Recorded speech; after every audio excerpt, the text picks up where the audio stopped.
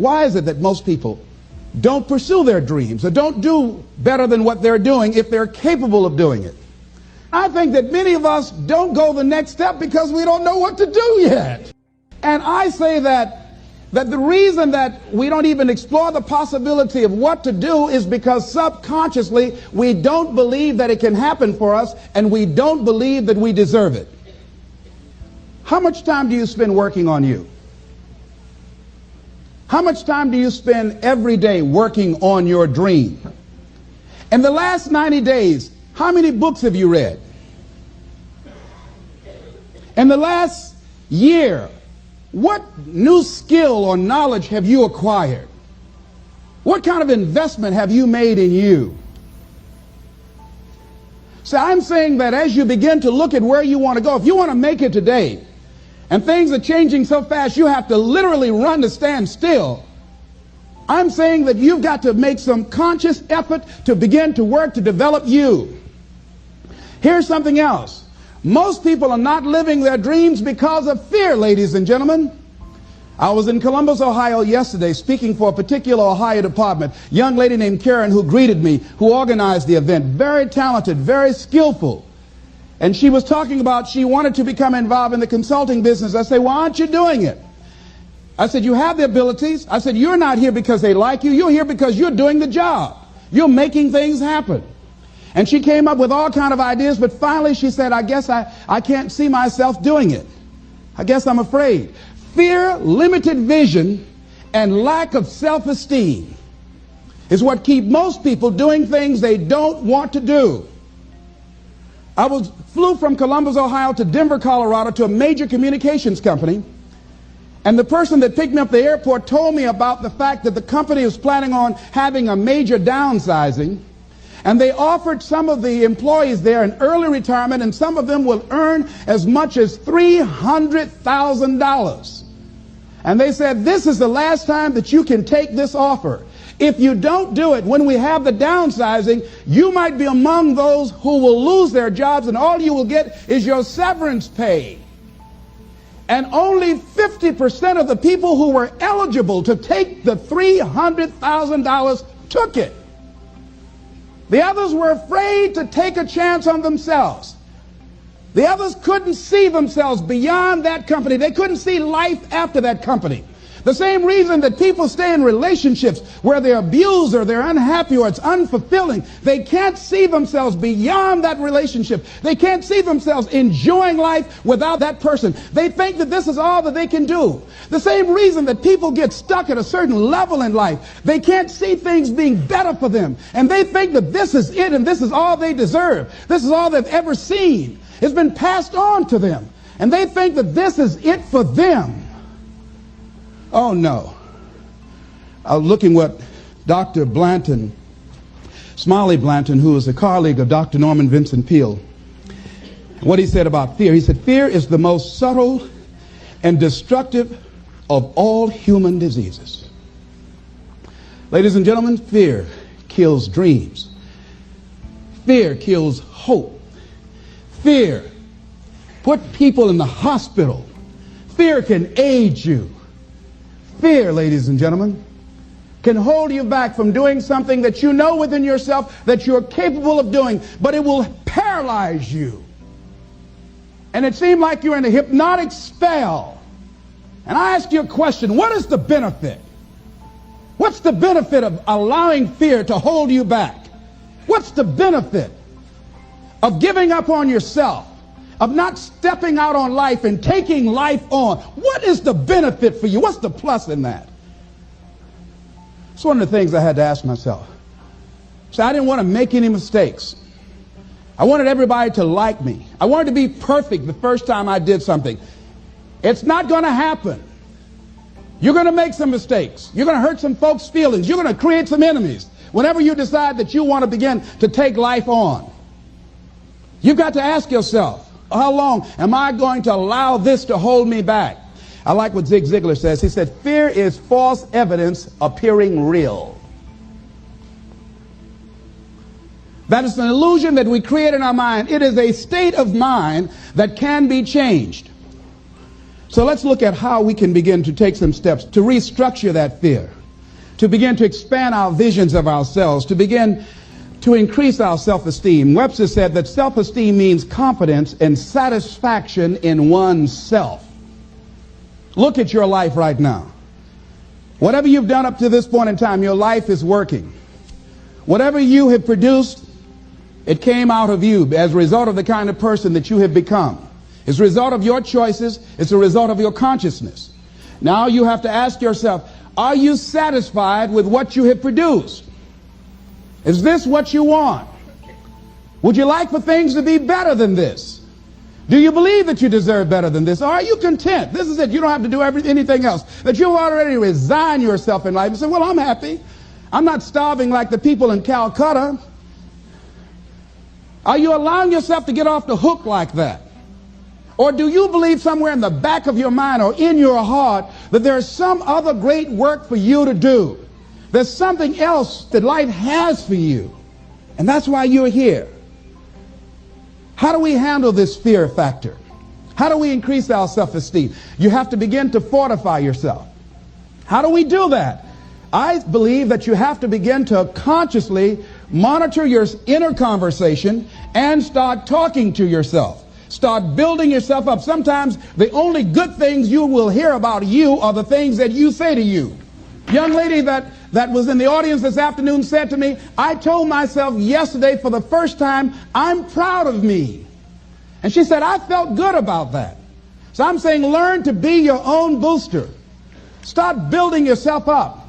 Start encouraging yourself. Start saying, I can do this. I can make this happen. When I started thinking about becoming a speaker, I said, yes, I can do this. I can make this happen. When I start trying to convince myself I can be a businessman after flopping and failing and losing thousands of dollars and feeling stupid and dumb and having people take advantage of me because of what I didn't know.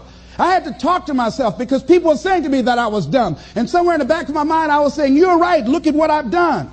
I had to say, no, Les. Hey, come on, man. Get yourself together. You can handle this. You just haven't figured it out yet. It's all right. This is your training period. This is the tuition you have to pay for what you don't know. You can do this. Other people have done it. It doesn't take an Einstein. Get you some people that can teach you some stuff that you don't know. Get you some people that have done it successfully and learn from them. Take some seminars, workshops, read some books on how to manage a business. Change the way you see yourself and begin to tend to the personal details. Understand that nobody's going to take care of your business better than you. And when I start changing that kind of mindset of beating myself up because of my mistakes and start looking at the possibility of my doing better, of my making the adjustment that would enable me to do what I want to do successfully, things begin to change. And I'm saying, stop beating up on yourself. You do it. I know you do it. I've done it. It's a natural inclination for us to put ourselves down. See, we are born negative, I think, in a negative consciousness because we live in a negative world. See, you don't have to teach children to lie. They'll lie automatically. Did you wet in your pants? No, I did not. Well, what is that? I don't know. You don't have to encourage kids to misbehave. They will do it by themselves. You don't have to encourage them to do the wrong thing. They will do it automatically. You have to correct their behavior. So I'm saying that we have to work through the challenges of life in learning how to begin to work to fortify ourselves. Begin to guard your mind against negative programming, like turn off the television. Don't watch the news. Don't watch it. I think that more people have a sense of hopelessness and anxiety about life. If you look at the news, you cannot feel good looking at the news. You'll be scared to death. You're scared to go to sleep. I mean, it turns your power down. You've got to be conscious of that. Don't pick up the newspaper and read it. No. Just try this. Just experiment with yourself. Now, if your job depends upon you knowing certain things, let somebody tell you just about those things. But start filtering the stuff you allow to come in your mind. You know that song you used to have? Said, don't let nobody bring you no bad news. I tell my staff, look here, don't tell me any bad news while I'm on the road. Let me handle it tomorrow. I don't like anybody to tell me any bad news at night before I go to sleep. I can't do anything about it anyhow. Why let me go to sleep with that on my consciousness? No. No, and my staff, they know that. Say, let it wait till tomorrow. And I have a period of time. Tell me bad news between 10 o'clock and 12 noon. After I prayed and meditated and read my books, I'm fortified, I'm ready to handle it. I deal with it and then I'm out of there and I'm going on to something else. So you've got to guard the kinds of things that you put in your mind. See, if you don't program your mind will be programmed, because human beings are goal-oriented. That's why we die of broken hearts early. That's why we're running through life to early graves. We're going through life, ladies and gentlemen. And I think that Henry David Thoreau said that most men live in quiet desperation. Most of us go through life running scared. Larry DeAndre, who I think is going to be one of the greatest motivational speakers around today, told me a story, a true story of a friend of his, that every day when he came home from school, when he would get to a certain block in his neighborhood, there was a neighborhood dog that would chase him. And that dog would start after him barking. Boy, he would run, just running from that dog every day, every day. Finally, he just got tired of that dog chasing him every day. He said, this dog come around here today, I'm going to take a brick or something and bust him in the head. So he was walking home that day, minding his own business. Sure enough, same area, there was that dog there. And the dog started barking, he started running, he saw a brick and he stopped and picked up the brick and turned around. And the dog got close to him, he realized the dog didn't have any teeth. He said he put the brick down and said, get on out my way. And ladies and gentlemen, all our lives, many of us go through life running from things that ain't got no teeth to do us any harm. Haven't you been afraid to do something and then after you did it, you say, whoa, if I'd known it was this easy, I would have done it before. Haven't you ever had that experience? Raise your hand. Absolutely. So we created this in our minds, false evidence appearing real. We made it real in our minds. That's why Churchill said there's nothing to fear but fear itself. That's the destructive monster. So turn off things that can contribute to your fear. Turn a deaf ear to people that all they can do is talk about how negative things are because they have bought into the consciousness of the world. Start attending workshops, seminars, listening to tapes on a daily basis to begin to recondition your mind, to retrain your thinking. Faith comes by what? Hearing and hearing and hearing. Listen to things that can empower you, that can enable you to create a new reality for yourself, in a new life for yourself. You might appear to be strange around most people. You know, most people think you're strange if you're happy today. People say, how you doing? I said, better than good. Whoa, what's wrong with him? Just go around smiling and watch people. Look at this. Is this a weird guy over here? Because most people don't smile. Watch them. Look at their faces in the morning. Here we go, another Monday morning. How you doing? Haven't had my coffee yet. Don't ask me. See, these people have not found their purpose in life. That's why they're grumpy. That's why they're miserable. That's why they're so negative. They're hurting and they want to hurt other people. So start practicing using programs for your mind. Seminars, books, workshops. Keep a journal. Record your thoughts. What's happening with you? Every day when you get up, have a journal near you. I use a Jack Boland journal so that I can write down my ideas. I keep it by my bed so I can write down my thoughts. See, ladies and gentlemen, we get 3 to 4 thoughts a year that if we would act on those thoughts, they could change our life.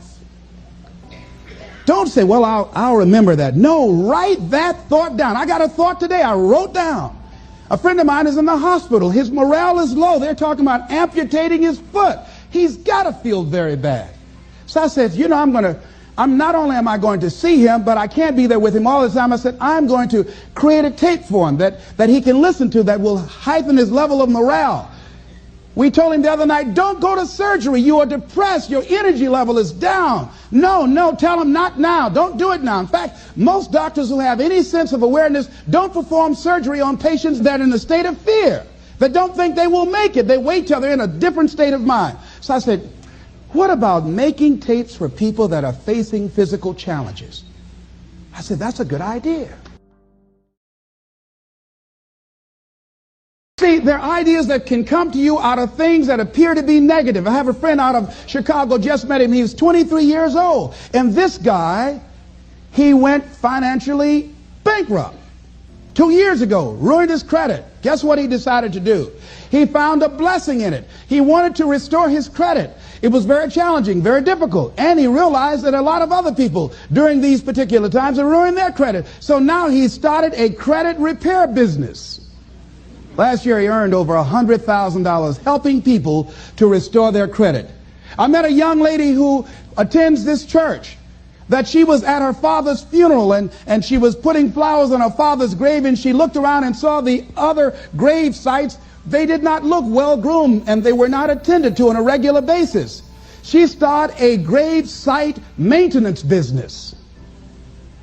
Out of that tragedy, something positive has come out of it. And now she's earning more money doing that than on her present job. What idea are you sitting on? Write your ideas down. And then, once you get that idea, take the leap. Hello? Take the leap. See, a lot of people get the ideas and just walk around with them. Have you ever had an idea and all of a sudden you looked around and somebody had that idea and gone with it? Take the leap. See, it's out here in the universe. If you don't take the plunge, I guarantee you, somebody else will. Take the plunge. Go into action. And ladies and gentlemen, you will be surprised at how things will come together. You'll be surprised. Now, you're going to have some difficult challenges. I can tell you that now. Be aware of that. Things are not going to work out exactly right. For a time they will, sometimes. And that's when life is just playing a game with you. I want you to feel good and relax. And then after a while, say, okay, the honeymoon's over now. And then life will come over there and slap you side the head. Say, what you doing out here? Well, this is my dream life. Is that right? Come over here a minute. Oh, you went to the seminar, huh? Come here. I can tell you that. But ladies and gentlemen, go into action with your dream. And don't avoid where the fights are. Get in the midst of the fight. And get some hickeys on your head. Get knocked down so you can learn how to fight, so you can hold your position. See, most people don't get out in the arena of life because they don't want to fight. Most people don't get out there because they don't want to get knocked down. They don't want to be dropped to their knees. But see, you're going to be dropped whether you're on the field or whether or not you're sitting on the sidelines. You're going to be dropped. So at least get dropped for something. Don't get knocked down while you're sitting down. See, that's how most people are spectators in life. You don't want to be a spectator. You want to get out in the field where the action is. And you will be amazed. After the struggle, there will be a calm period and things will begin to click for you. Come out here with what you got. You don't have enough money? Don't worry about it. You got the dream. You got the idea. You don't have enough resources? Don't worry about it. You need some help? Don't worry about it. You get out here in the arena, someone will look at you and become inspired and say, hey, can I help you? But if you're sitting up on the bleachers, nobody's going to ask you anything. It's as if we're all a piece of carbon that can be a priceless diamond, but we all have the value going in, and all we have to do is cut and shape it. With what? An identity. What identity? Each human is born with 5 to 7 major talents. Do you know what your 5 to 7 are minimum? The ability to hold a scalpel steady is inborn. Tweezer dexterity is inborn. Finger dexterity is inborn. The ability to deal with words is inborn. Colors and shapes and spatial relations are inborn. They need to be brought out of the soil and watched and developed. What are yours?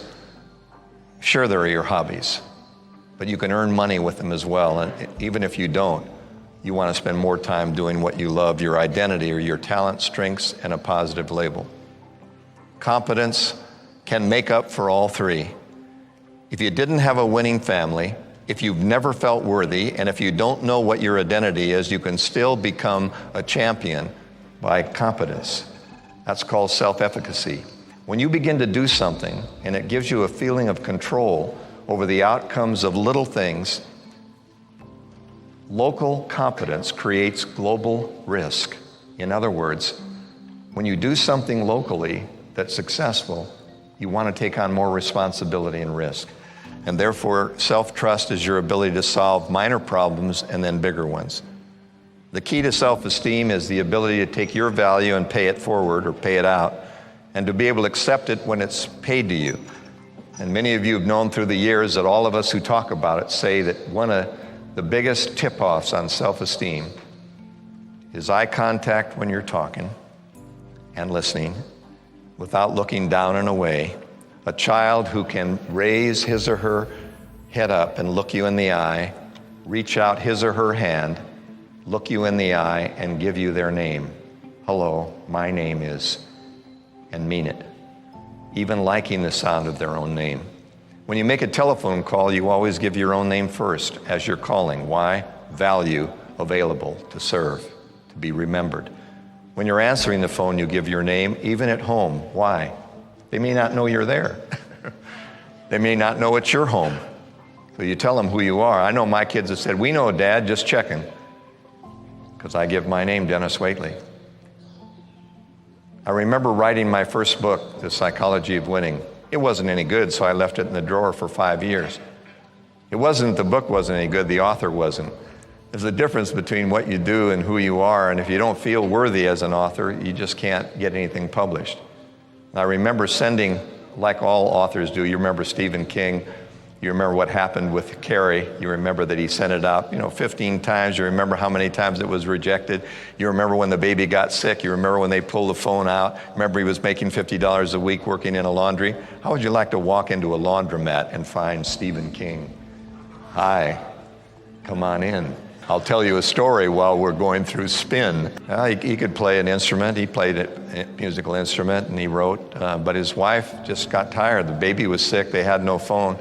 So she sent Carrie out one more time. So it became the best-selling book and the best-selling movie of that year. And ever since he's done it, it really takes this kind of persistence and accepting any value and paying it out. So when anyone says anything to you of any value, please learn the Olympic way of accepting a gold medal. The Olympic way is to put your shoulders back and say, "Thank you, I appreciate it." If you say, "Just lucky, I guess," they'll know it was. If they say, "Great golf shot," and you say, "Closed my eyes and swung," they'll say, "Right on, duffer." If they bring you a present for your birthday, please don't say, "Oh, you shouldn't have, you spent too much." They'll think they did. And otherwise, you won't get a raise either because you may not be worth it, your humble self. Humility is serving others with grace. Humiliation is where you're constantly knocking the product, believing that if you knock yourself, you'll be a steward. No, you won't. People always listen to the way you explain yourself, the way you talk about your problems, the way you communicate. It's a tip-off. Self-esteem is the ability to pay value forward and accept it graciously when paid to you. And a lot of it has to do with the way you talk. So you can accept it comfortably. You can praise and critique performance without feeling rejected. You can reinforce good behavior and boost it if it's a failure. Being clean and neat is a tip-off. People who hurt themselves don't like themselves. People who help themselves like themselves. Eye contact, communication, and positive self-talk. You've heard it 1,000 times, but in a minute I'll give you the Olympic way. I believe that winners believe in their dreams when that's all they have to hang on to. I believe that what gets in the way is fear, and fear is always of catastrophic danger. Fear is obviously of rejection. Fear is of failure and of change, the unfamiliar. The unknown, the unfamiliar, the rejection. The bottom one is where I've been stuck. Most speakers claim they're raised in a poor family. I was. My father was a penniless alcoholic, died of lung cancer and cirrhosis of the liver. He said, "These things will kill you," and they did. And he smoked because he saw the movie actors and actresses smoke. And during our days, the best seats in the theaters were all smoking. They were called the loggias, and they were all leather with ashtrays. And so the smokers would sit in the best seats in the house. They'd buy the cigarettes out in the lobby and be smoking, and we could just barely see the screen, which is why we sat in front. So he drank and smoked himself to death. And as a result, I grew up with the fear of success, doubting myself and feeling guilty when I had success. If you've come from a family that does not have money or success, you might think that you're just a little reckless, believing that you're worth it. But overcome the fear of doubt and the fear of guilt. Guilt is when you get the biggest piece of cake at your own birthday. Guilt is when you do well and other people say, I got lucky. And they think you're selfish because you're successful, but you must be able to step out and forward and handle the guilt and doubt that other people may have. False evidence appearing real, all the speakers use that. Ignorance, what will happen? Prejudice, I can't forget what happened. And premonition, it will happen again. The mind is incredible. It'll happen again, I know it. I can't forget what happened. I'm not going to get married again because of that experience. And what will happen in the future? I've just written a book, Safari to the Soul, How to Overcome Fear in the Savage Paradise Called Life. I think life is a savage paradise. I think it's a paradise to people who know how to work with it, and it's a savage place for those who don't. And the most important thing to understand is that life is a jungle, and a jungle is neutral. Life is a backdrop, and you and I are the players. The question is, do you want to be an unfamiliar tourist in the jungle, or do you want to be a guide? If you're a guide, you understand. You understand that there's breadfruit, bananas, mangoes, papayas, and clean water and places to hide. If you're a tourist, there are black mambas, yellow mambas, scorpions, lions, tigers, and there's malaria and yellow fever. There's all the dangers if you're inexperienced. If you're experienced, you see the potential. If you're inexperienced, you see the danger. Knowledge, training, skills, and experience overcome fear. You get role models, coaches, and mentors. They help you learn the correct swing. And then you gain courage and confidence with knowledge and training. The best way to overcome fear is knowledge and action, and that's why you're here. You're here to eliminate the fear of the unknown, the fear of rejection, the fear of change, and the fear of success. Self-esteem, I'd like to give it to every child in the world, a deep down inside the skin feeling of your own worth, regardless of your age, your looks, your ethnicity, your gender, or your background. Given my parents and my background, I'm glad I'm me. I'd rather be me living at this time than any other time in history. I'm not the best looking in the group, I look my best in a group. Self-esteem is believing that you have enough potential to become a world-class person. And all you need to do is find somebody else who believes enough in you to help coach you through it and mentor you through it. Regardless of current performance, that's the problem, isn't it? But I'm not earning, I haven't done anything. How can I feel good if I haven't done it yet? Well, that's just it. It's potential, not performance. And you'll understand. If there were 4 legs to the chair, or 4 cornerstones, the 4 legs would certainly become affiliation and belonging. A gang is when you belong even if it's wrong, but it gives you power. If you don't belong at home, you belong to a gang. Everyone wants to belong to a winning team. One of the reasons that motherly love is the greatest, it's the affiliation between mother and child that creates the optimism of self-esteem. The father is very important because without a father, you tend to want to associate with the outside gang and break away. So belonging is a winning family or team. We all want an esprit de corps. We all want to hang around winners. Worthiness is very difficult to get, especially today, because we see athletes and celebrities who do these incredible things and we don't think we measure up. If you have children still, make sure you go into their room just before they go to sleep and create a straitjacket out of their sheets and blankets. Fold them over so they can't move. And they're lying there on their pillow and they can't move their head away from you. All animals out, cell phone off, computer shut down, video games not there, and you've got them. Hi, I've been watching you and you're about the most special human being I've ever met. I'm so glad to be your parent. I love you so much unconditionally. There's no conditions on my love. I love you so much. And having a feeling of worthiness, regardless of what you're doing, is the underpinning of unconditional love and built-in value. The most important opinion you'll ever have is the one you have of yourself. No one looks at a photo of you with such scrutiny. Just look at your own wedding pictures or look at any picture that's been taken of you and you'll look at yourself and say, ooh, don't you have another one? We tend to be so critical of ourselves. Every blemish instead of blessing is what we count. The word TIP is an acronym. Every speaker, you'll hear Brian's acronyms. Jim Rohn has acronyms. We're walking acronyms. Fear, false evidence appearing real. Luck, laboring under correct knowledge. LUCK. POSH, port out, starboard home, cruise ship. POSH accommodations, port side out, starboard home. The word TIP, to ensure performance. That's what it means. Wait a minute. If TIP is to ensure performance, why do I give it after the meal? Too late. Too late then. You're reinforcing something that we're giving 15 to 17%, even if it wasn't good service. They expect the tip. Two kinds of tips. Reinforce good behavior, tremendous feeling of recognition. But the best tips are given before anyone does anything because it raises the level of expectation in your children, your associates, and in you. Would you want a tip on a good stock? You bet you would.